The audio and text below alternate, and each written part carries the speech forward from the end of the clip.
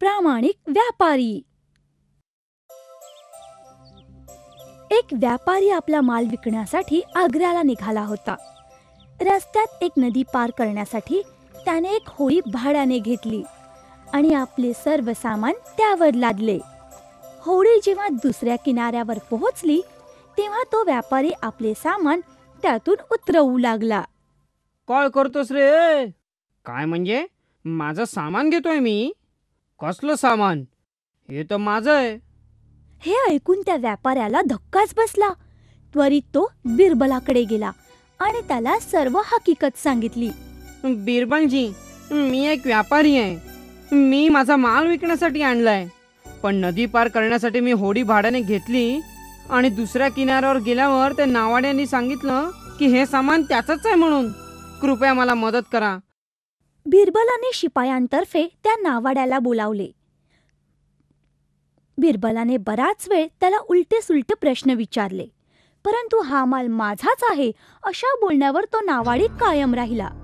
दुसऱ्या दिवशी बिरबल एका दुसऱ्या व्यापाऱ्याला घेऊन नदी किनारी वेषांतर करून गेला. तिथे बिरबलाने त्या नावाड्याला बोलावलं आणि त्याच्या बोटीतील सामानाची किंमत विचारली. या साऱ्या सामानाची किंमत 10,000 रुपये आहे. तुम्ही जास्त द्या, मी तुम्हाला विकतो. छे, अशा प्रकारच्या वस्तूंनी तर बाजार भरलाय. 5,000 रुपयाला देतोस का? तर मी उद्या तुझ्याकडून खरेदी करतो. काही वेळ घासाघीस केल्यावर तो नावाडी 5,000 रुपयांना तयार झाला. अरे पण आधी आम्हाला माल तर बघू दे. माल बघितल्याशिवाय आम्ही पैसे कसे देणार? नावाड्याने त्यांना वस्तू दाखवल्या. छे छे, या मालासाठी 5,000 रुपये?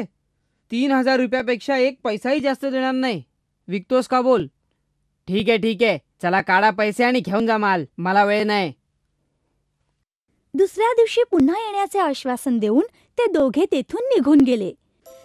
घरी पोहोचल्यावर बिरबलाने त्या पहिल्या व्यापाऱ्याला बोलावणे पाठवले. हे बघ, मी तुझा सर्व माल विकत घेतो. मला त्याची किंमत सांग बघू. 15,000 रुपये. त्यापेक्षा एक जरी रुपया कमी तरी माझं नुकसान. त्यापेक्षा मी माल परत घेऊन जाईन.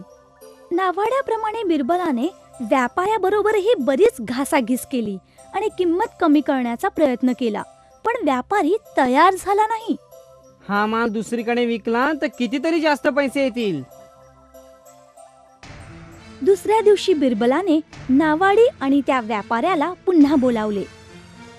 तिथेही ते दोघे हा माल आपलाच आहे असा वाद घालत होते. अतिशय संतापून बिरबल त्या नावाड्याला म्हणाला, गप्प बस. जर का हा माल तुझा असता तर तू एवढ्या कमी किमतीला कधीच विकला नसतास. बऱ्या बोलानी गुन्हा कबूल कर. बिरबलाचा संताप पाहून त्या नावाड्याला घामच फुटला. त्याने आपला गुन्हा कबूल केला, पण तरीही केलेल्या गुन्ह्याची शिक्षा म्हणून त्याला चाबकाचे 30 फटके खावे लागले.